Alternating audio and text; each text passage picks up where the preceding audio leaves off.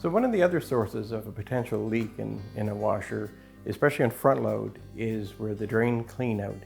A lot of the machines have the ability that you can clean out the drain where it comes out of your pump and before it goes to your drain hose. So they make it so you can easily get at that. You'll know because there'll be a door here in the front, could be on the left side or right side. But what'll happen is, where this cleanout is, there's an O-ring on it.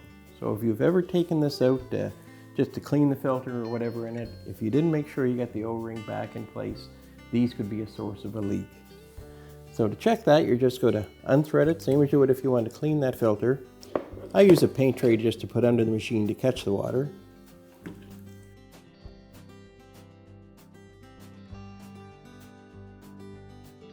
So you'll see on the filter, there's an O-ring. And those O-rings sometimes will come out of place, or they'll be worn, or they'll have a tear. And when you put them back in and go to use your machine, you may develop a little bit of a drip that'll show up after you do a few loads. It'll come out from under the machine.